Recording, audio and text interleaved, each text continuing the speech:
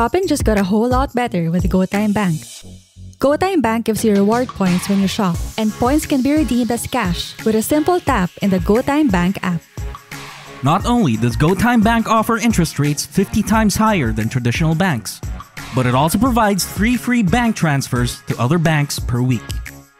With GoTime Bank, you can send, shop, and save with ease and confidence, knowing that your money is safe and secure.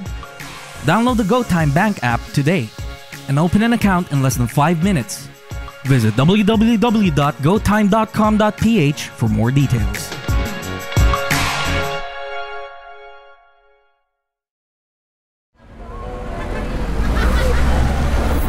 Podcast Network Asia.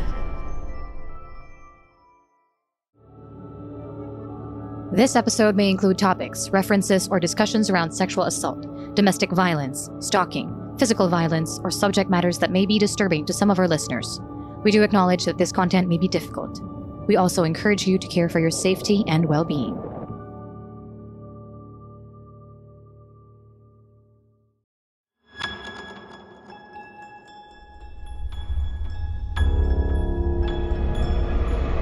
Shocking, sad, revealing, and deeply researched, PH Murder Stories podcast covers the true account of infamous killings and true crime stories from the Philippines. There's no such thing as questions, just hidden answers. Stay tuned as we revisit the inconceivable crimes that exist. Some listeners may find the following content of PH Murder Stories highly disturbing due to its graphic nature. PH Murder Stories does not condone nor promote violence of all sorts. Viewer discretion is advised.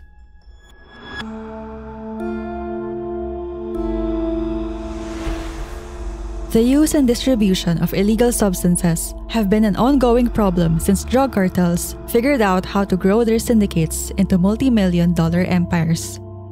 Drug syndicates thrive on their customers' addiction caused by narcotics, which has become a very dangerous cycle that does not seem to end. In a generation where rave parties have been a massive occurrence for social events, it is well documented across the globe that many people, particularly teenagers and young adults, take party drugs while participating in these types of parties. But what happens if a person or group mistakenly consumes a party drug that an average human body could not withstand? An example of this happened during the 2016 Closeup Forever Summer Concert held at the Mall of Asia Concert Grounds with more than 15,000 people in attendance. Tragically, 5 people who didn't know each other were reported to have bizarrely collapsed minutes apart at different venue areas. As soon as the initial autopsy reports came out, the results shocked the entire nation, exposing drug-related personalities from privileged families with political connections that later turned on each other.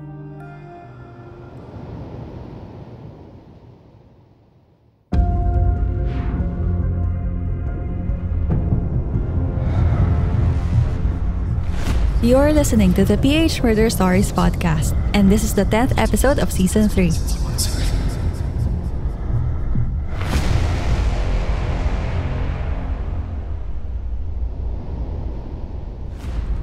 If you're a solid listener of our show, you may consider supporting the PH Murder Stories team by subscribing as a suspect or prime suspect at www.patreon.com/phmurderstories. Or by giving us a 5-star rating on Spotify.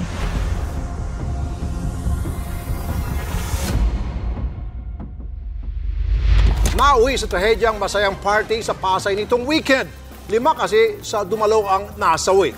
Hindi naman daw magkakakilala ang mga biktima, kaya pala isipan ang sabay-sabay na pagkahimatay nila sa gitna ng konsyerto. Tinanggi naman ng suspect na nagbenta siya sa close-up event. Nag-take lang ako doon. Tapos, nung pagpunta ko doon, lahat na ng tao sabog na. Tapos, lahat na sumasayaw, lahat na naka-droga na lahat. Sana, na hindi niya na naramdaman pa yung sakit. Kasi yung report na autopsy, ayaw nga namin basahin. Anak ko yun na inalagaan mo ng 18 years, tapos mawawala ng ganun. Can you imagine drug lords being released and these children or victims are being sentenced? They're victims. They're really victims. And why are they running after this case? They should be given a chance. Nasaan ang NBI, ang anti-drug nila, or whatever that agency is called? Saan yung police? Saan ang PDEA? Bakit ganon karami ang namatay? Magkasala na kayo na magkasala. Wag talaga. Kayong mga police. Bakit wala kayo doon? Baka binayaran kayo. Failure of intelligence. Dapat nung pag-umpisa pa lang, nandoon na kayo, nangangamoy na kayo. Karami na yun dyan sa Manila.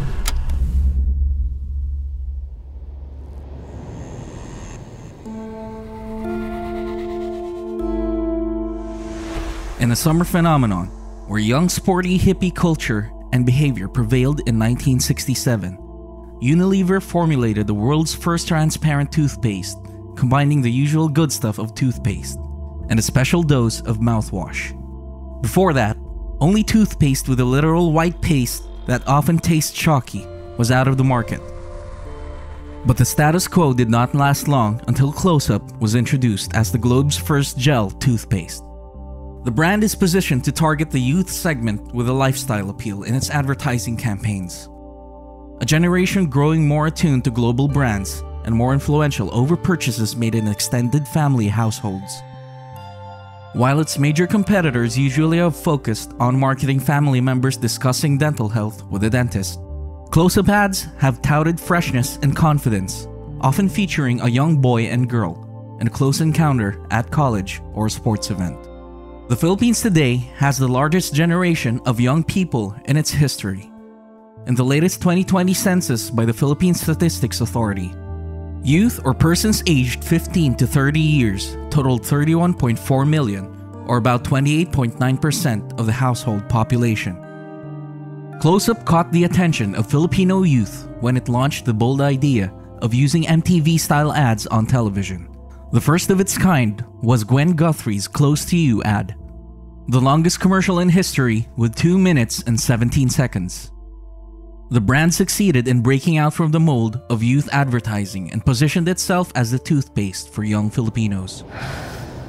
Closeup Forever Summer can trace its roots to a series of music festivals organized by Unilever to promote its flagship gel toothpaste brand in the Philippines. In 2004, Closeup snatched the world record for the most number of people kissing simultaneously in Baywalk, Manila to welcome Valentine's Day. The first Loveapalooza had 5,347 kissing couples participating, thus breaking Chile's 4,445 in the Guinness Book of World Records.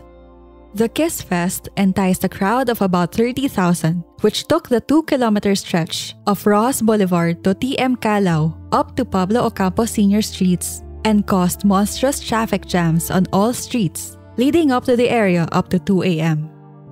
Loveapalooza is a synchronized 10-second lip-lock event held in a romantic open space for 1,000 couples.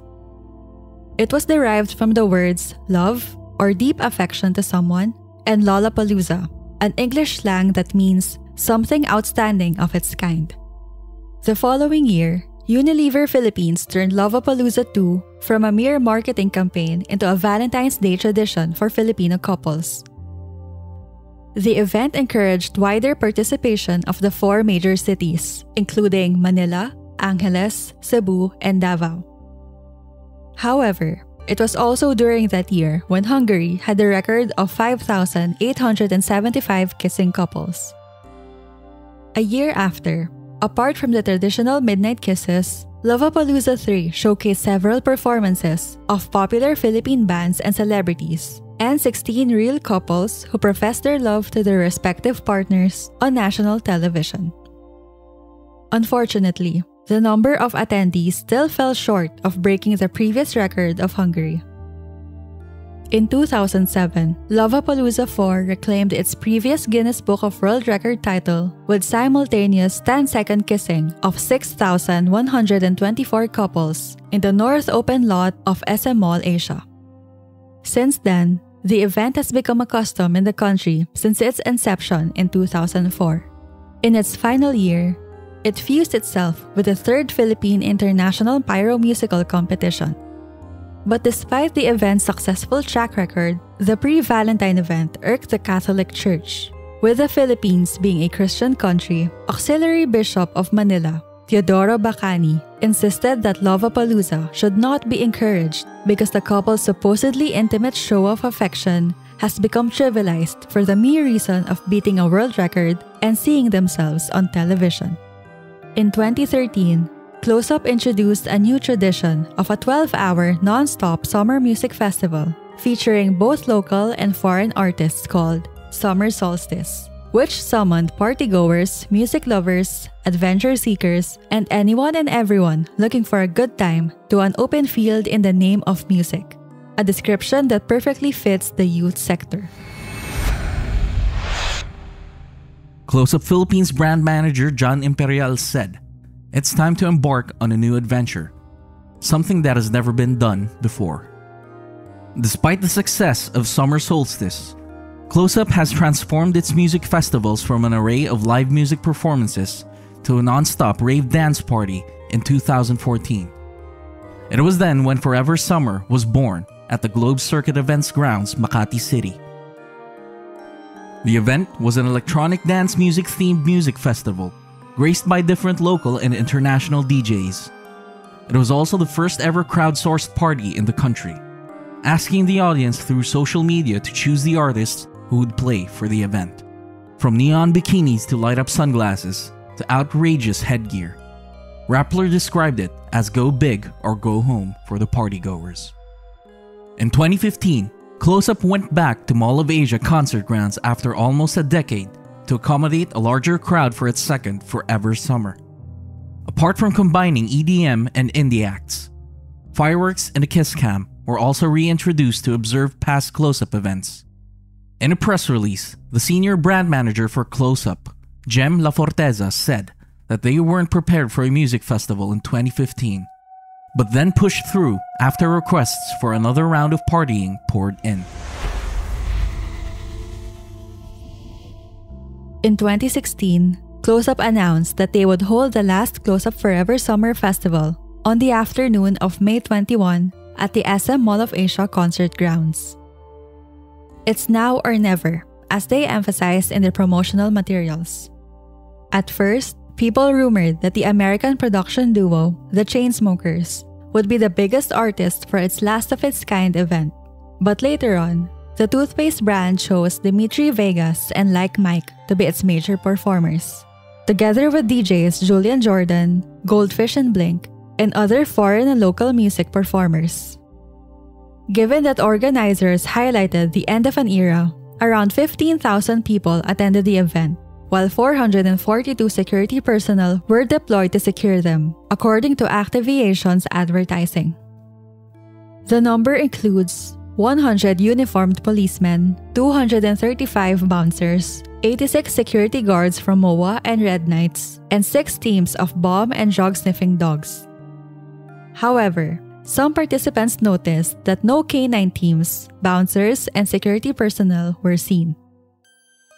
Concert-goers were also allowed to drink alcoholic beverages and purchase these from the different concessionaires within the concert area, even though the organizer and the vendors failed to secure liquor permits from the venue's local government unit. A few hours later, while the program was still ongoing, 5 individuals were found unconscious in different locations within the venue. These were 22-year-old Ariel Leal, a graduate of St. Louis University and University of Baguio Science High School in Baguio City; 36-year-old Lance Garcia, a renowned toy collector and co-founder of tech startup Partyfile; 18-year-old Ken Miyagawa, a son of an overseas Filipino worker who once dreamed of being a chef in Italy; 18-year-old Bianca Fontejon, a freshman psychology student from De La Salle University; and 33-year-old Eric Anthony Miller, an American national. The 5 fatalities did not know each other. In context, 5 medical tents and 1 field medical hospital were set up within the area, with assigned health staff to bring emergency cases to the following hospitals: San Juan de Dios Hospital, Pasay General Hospital, Adventist Medical Center, and Manila Doctors Hospital. Fontejon and Miller were brought to the Manila Doctors Hospital, while Leal, Garcia, and Miyagawa were rushed to the San Juan de Dios Hospital. Unfortunately, all of them were pronounced dead. Leal's family had refused an autopsy, while the police waited for Miyagawa's relatives to arrive in the country to secure permission for an autopsy. As for Miller, they coordinated with the U.S. Embassy, which had already received the initial incident report.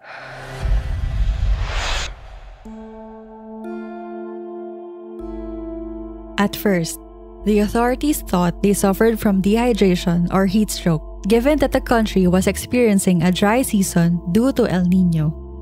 Food poisoning was also seen as an angle in the case. When they asked other concert goers in the area, they thought the victims were only sleeping. There were reports in social media that some of the concert goers had taken the so-called green amore, or fly high, a potent mix of ecstasy and shabu during the party. Meanwhile, then-Senator Vicente Tito Soto III, in a privileged speech, eyed the muscle painkiller Wari Active, or laughing gas, possibly as one of the drugs used by the victims in the concert. Actress Alma Moreno, who was present at the concert, narrated about a group of teenagers dancing non-stop and obviously onto something different. She then saw one girl whose arms got stiff and fell unconsciously on the ground. From then, she knew that there was something wrong going on. In a post on their official Facebook page, Closeup and its organizing agency, Activations Advertising, and staging agency Eventscape expressed their deepest sympathies to the victims' families and pledged to provide medical assistance for their speedy recovery. Company President Annie Garcia said their company is helping the event organizers and authorities in their investigation. When the National Bureau of Investigation Medical Legal Division performed the autopsy on Fontejon and Garcia's bodies, the initial finding was they endured a massive heart attack. The massive heart attacks that killed Fontejon and Garcia were brought by high blood pressure, kidney failure, and dehydration, which are indicators of drug overdose. Upon conducting a toxicology examination to determine further what triggered the heart attack, it was shown that Fontejon had 2 types of dangerous drugs in her body: MDMA methylene homolog, commonly known as ecstasy, and synthetic cathinones, better known as bath salts. According to the Philippine Drug Enforcement Agency, ecstasy is the go-to illegal drug among young people during rave parties, recreational activities, and night clubbing. On the other hand, bath salts are powerful stimulant drugs that increase brain and central nervous system activity. Being recreational designer drugs, these are marketed as cheap alternatives to meth, cocaine, and ecstasy. The last 2 autopsies by the Southern Police District showed that Fontejon and Garcia died of heart failure and brain swelling. In a statement, NBI Medical Legal Officer Wilfredo Tierra said, quote, "There was bleeding in the internal organs, which is highly unusual in cases like these. Almost all internal organs were involved: the brain, the lungs, the liver, the intestines, the spleen, and the kidneys." Unquote. But what struck him the most, Tierra added, was the state of the victims' hearts. Both looked as if they had already been grilled, as these were a mixture of brown, red, and black in color. In a piece of information gathered by Fontejon's family, Bianca drank water from an uncapped bottle passed around the concert grounds. On June 7, the PNP Crime Laboratory confirmed that traces of amphetamine-based metabolites, the active ingredient in the party drug ecstasy, were found in the bodies of 2 other victims, Miyagawa and Miller, in addition to traces of a relatively new drug found on Miyagawa. PNP Crime Laboratory Director, Chief Superintendent Manuel Aranas, mentioned that the intake of alcohol by the victims also led to multiple organ failures, which was the immediate cause of their death. Miyagawa's alcohol level was at 0.62, while Miller's was at 0.38. The two victims also had a history of possible illegal drug use. Based on the findings, Miyagawa had fibrosis in the heart, a thickening and scarring of the connective tissue, and a possible indication of a drug habit. One of Miyagawa's groupmates at the concert earlier confirmed that they used ecstasy before the event. On the other hand, Miller's heart also showed the same scarring. In the initial autopsy conducted on Miyagawa and Miller, unlike in the examinations held on Fontejon and Garcia, it was noted that there were no ruptured organs found in their bodies.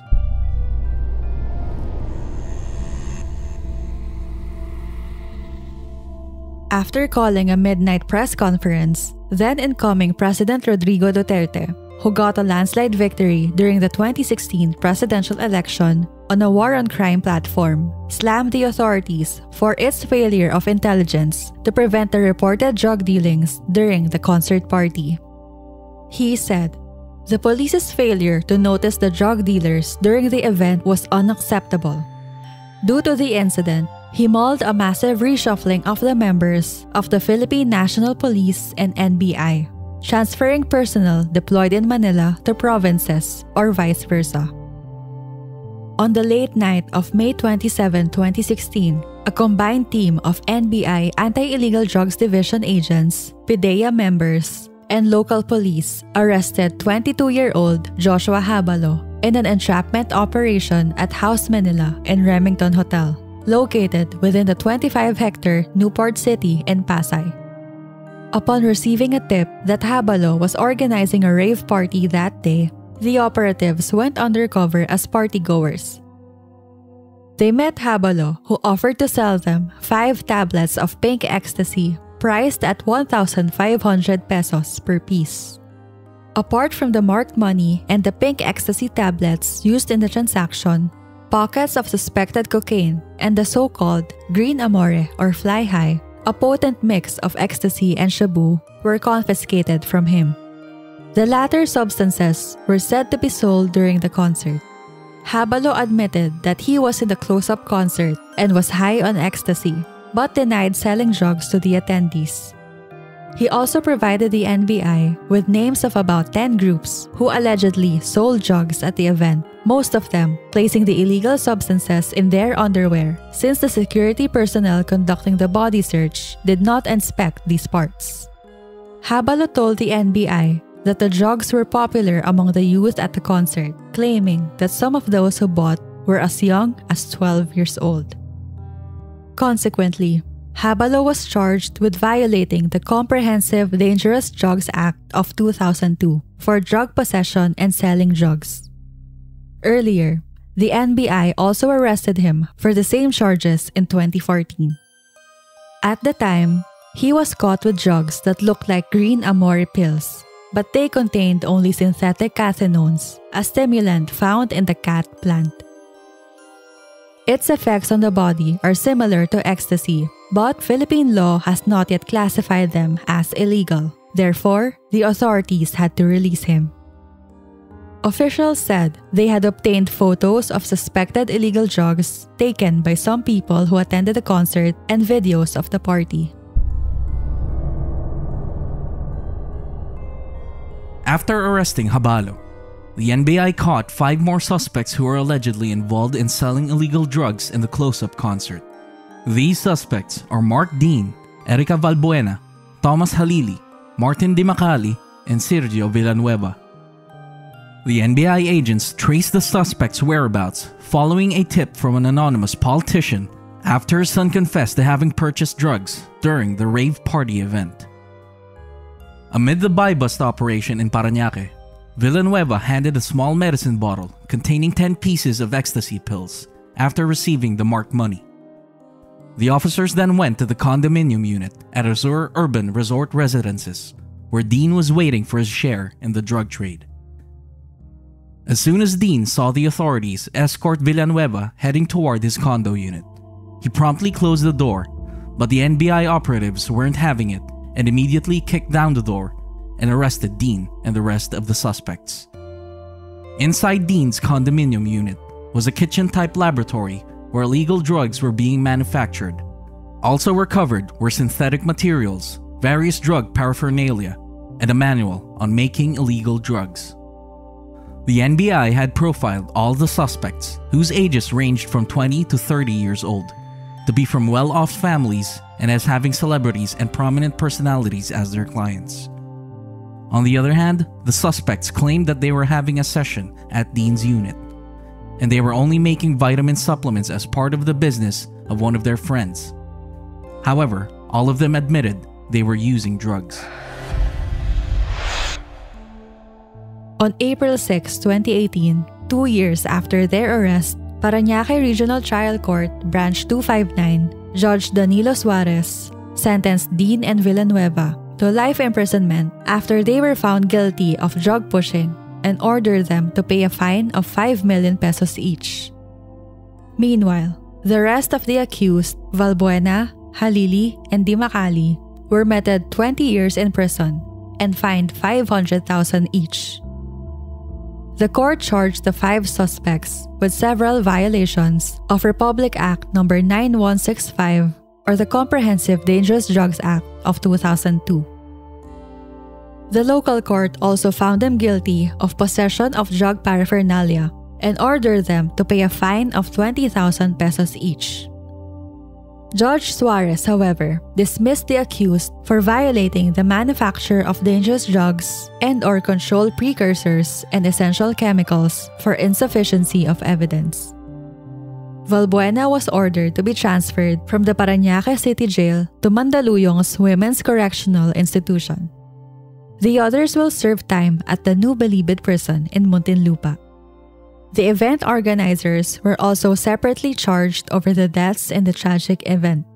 On February 1, 2017, the NBI filed criminal charges before the Department of Justice against 6 executives of Unilever Philippines, the parent company of toothpaste brand Closeup, and 6 other officers of Activation Advertising, Hype House Production, and Delirium Manpower Services, the event's organizing and security agencies, for negligence and violation of the Corporation Code. Being involved in the deliberations for the final security master plan, the NBI said the respondents failed to anticipate several security factors, which resulted in their failure to prevent the entry of illegal drugs at the venue, such as failure to conduct a simulation exercise with the police before the concert, the presence of drug-sniffing dogs in the area, and the insufficient number of bouncers deployed in the event who were only trained for crowd control, unruly behavior, and place evacuation.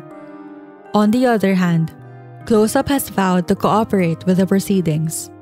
However, the respondents failed to show up in the first hearing. They only sent their corporate lawyers to receive the documents from the DOJ.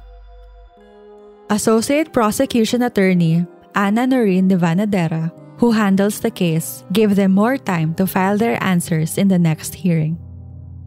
In the following hearing, Closeup and Unilever executives, through their counsel, insisted on dismissing the charges simply because they are officers without any relation to the event and they might be misguided or going after the wrong parties. PH Murder Stories, until today, exerts its due diligence to research the complaint's outcome, but we failed to obtain any update regarding the case filed by the NBI before the DOJ.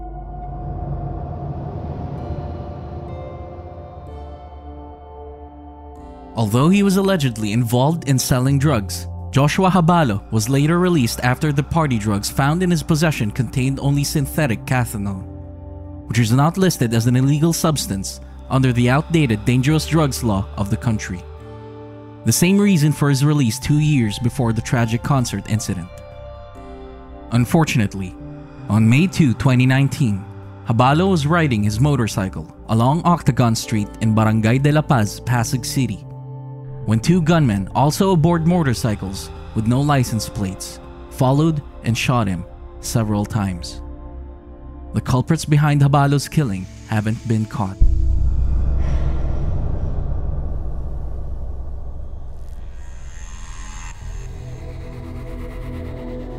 The tragic 2016 Closeup Forever Summer incident has emphasized the partygoers' addiction to party drugs, a significant problem that our society continues to struggle with today.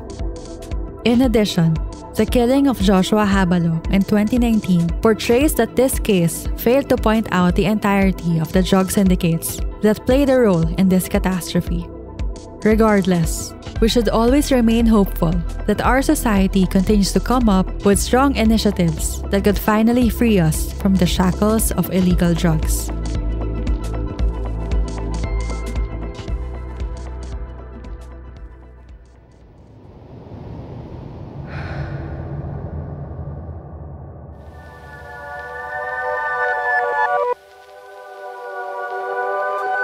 Two weeks ago, my co-host Trish interviewed me regarding my thoughts on the concept of parinig. This time, it's my turn to ask her some tough questions. So Trish, ready ka na ba? Hi, Drew. I'm ready na. I hope hindi masyado mahirap yung questions mo. Okay, let's start na. What are your thoughts on the concept of parinig in relationships? Ooh, dami siguro yung divided sa tanong mo. For me, well, ideally, dapat nako-communicate nyo pareho yung gusto nyong sabihin sa isa't isa para clear yung mga bagay-bagay. Communication is the key, ika nga, di ba? Pero I'd be lying if I said na hindi ko pa nagagawa magparinig in my relationships. Minsan kasi ayoko pang sabihin directly yung gusto kong sabihin. Minsan gusto ko muna ilabas in my own way.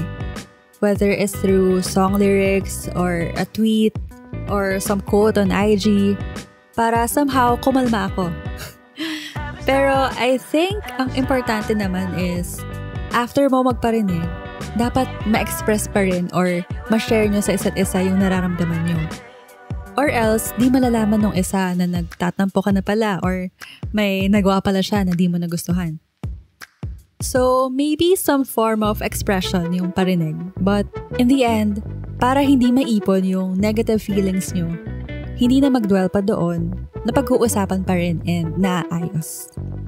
Very well said, Trish. Communication talaga is really the key para maging mas healthy ang relationships. Thank you for answering my questions and I hope na gusto nito ng ating mga listeners. Sa inyo guys, ano ba ang parinig sa inyo in relationships? Is it good? Is it bad? Let us know your thoughts by tweeting us at phmurderstories and doon natin ituloy ang discussion. Thanks, Drew. Before we end this episode, I hope our listeners can participate in our poll dito sa episode natin ngayon. Kahit tapos na yung Valentine's Day, walang pinipiling araw ang breakups. So if you guys have breakup song suggestions, kindly comment it down and maybe we could create a playlist based on all your suggestions. Thanks guys! We'll catch you on the next episode.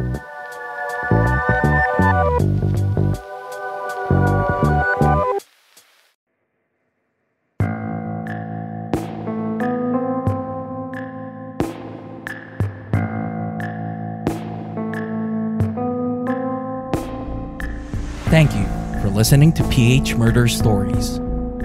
If you like this episode, give us a 5-star rating on Spotify and Apple Podcasts. You can also support our show on Patreon. Any amount you donate would benefit our team to keep doing what we love, which is to provide more true crime episodes for our listeners. Link in the description. For further updates from our show, follow us on Facebook, Instagram, Twitter, and TikTok at PH Murder Stories. And subscribe to our YouTube channel at PH Murder Stories.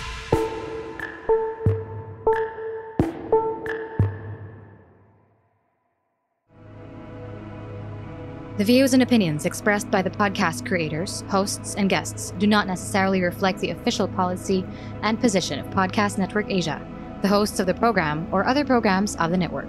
Any content provided by the people on the podcast are of their own opinion and are not intended to malign any religion, ethnic group, club, organization, company, individual, or anyone or anything.